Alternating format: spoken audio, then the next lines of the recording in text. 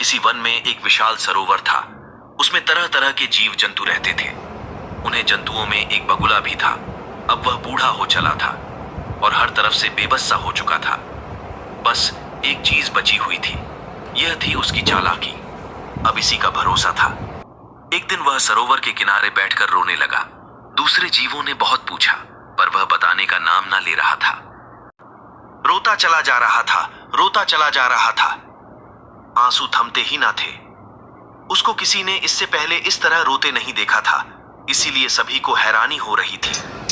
हैरानी इसलिए भी हो रही थी कि मछलियां उसके पास तक चली आ रही थी, फिर भी वह उनकी ओर देख तक नहीं रहा था। अब केकड़ा आदि कुछ जीव एक शिष्टमंडल बनाकर उसके पास आए और बार बार यह जानने का प्रयास करने लगे कि वह रो क्यों रहा है। बगुले ने कहा, बच्चे, मैं इसी सरोवर में पैदा हुआ, यही बड़ा हुआ, यहीं पर बूढ़ा भी हो गया। अब जो जीवन जीना और भोगना था वह तो मैं जी और भोग चुका। मुझे अपने लिए तो कोई दुख हो ही नहीं सकता। दुख तो इस सरोवर के प्राणियों के लिए हो रहा है। अब सभी का कुतूहल और बढ़ गया। उनके कुछ और जिज्ञासा करने के बाद उसने बताया कि उसने किसी से सुना है इस साल बहुत भयंकर सूखा पड़ने वाला है। उस सूखे में सरोवर तो सूख जाएगा और सभी प्राणियों को तड़प तड़प कर मरना पड़ेगा। उसी की कल्पना करके मुझे रोना आ रहा था। केकड़े ने पूछा, किससे सुनी है आपने यह बात? बगुले ने कहा, ज्योतिषियों को तो बात करते सुना था। उनका कहना था कि इस साल शनि रोहिणी के संकट का भेदन कर रहा है और फिर उसका योग शुक्र से होगा। शिष्टमंडल ने यह बात सुनी तो उसने यह बात चारों ओर फैला दी। इस समाचार का फैलना था कि सारे जानवर डर से कांपने लगे। मछलियों और कछुआ ने तो घबराहट में उसे अपने बचाव का उपाय भी पूछना शुरू कर दिया। मामा जी, क्या हमारे प्राण किसी तरह बच सकते हैं?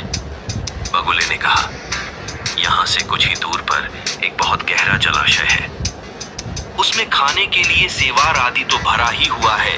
पानी इतना अधिक है कि 12 वर्ष की तो बात ही अलग, यदि 24 वर्ष तक भी वर्षा ना हो तो भी वह न सूखे। यदि कोई मेरी पीठ पर बैठ जाए तो मैं उसे वहां पहुंचा भी सकता हूं। अब तो उसकी साख यूं जम गई कि सारे जलचर उसे अपना संबंध निकालने लगे। उसे भाई चाचा, ताऊ मामा कहकर पुकारते हुए इस बात का आग्रह करने लगे कि सबसे पहले वह उन्हें ही ले जाए। वह बदमाश भी उन्हें पीठ पर चढ़ाकर ले जाता और वहां से कुछ ही दूरी पर स्थित एक चट्टान पर पहुंचते ही उन्हें नीचे गिरा देता और आराम से खाता रहता और फिर वापस आ जाता। लौटने पर वह जिन जीवों को ले जा चुका रहता था उनके विषय में तरह तरह की कहानी गढ़कर दूसरे जीवों का जी खुश कर देता। इसी तरह उसके दिन कटते रहे। एक दिन बगुले से केकड़े ने कहा, मामा, सबसे पहले तो आपने यह बात मुझसे कही थी और मुझे भी भूल गए। मुझसे पहले दूसरे जानवरों को ले जा रहे हो, आज तो आपको मुझे लेकर चलना ही होगा। केकड़े की बात सुनकर बगुला सोचने लगा, बात तो यह भी ठीक है। इतने समय से लगातार मछलियों का भी मांस खाते खाते मेरा भी मन ऊब चुका है। आज स्वाद बदलने के लिए इसको गटकूंगा। यह सोचकर उसने केकड़े को अपनी पीठ पर बैठा लिया और चट्टान की ओर उड़ चला। अभी दोनों वहां पहुंच भी नहीं पाए थे कि केकड़े ने दूर से ही उस स्थान को देख लिया जहां मछलियों के कांटों के ढेर पड़े हुए थे। अब सारा खेल उसकी समझ में आ गया। उसने बड़े भोलेपन से पूछा, मामा, अभी वह सरोवर कितनी दूर रह गया? मुझे तो लगता है आप मुझे ढोते ढोते थक भी गए हैं। बगुले ने सोचा, पानी का यह जीव अब आसमान में क्या कर पाएगा। वह हंसकर बोला, भांजे, कैसा सरोवर और कैसी थकान। इस समय तो तुम अपने देवी देवताओं को मनाओ। मैं अब तुम्हें इस चट्टान पर पटक कर चट कर जाऊंगा। उसका इतना कहना था कि केकड़े ने अपने चंगुल से उसकी गर्दन धर दबोची और वह वहीं पर टें बोल गया। अब केकड़ा किसी तरह घिसटता लुढ़कता उस सरोवर में लौटा।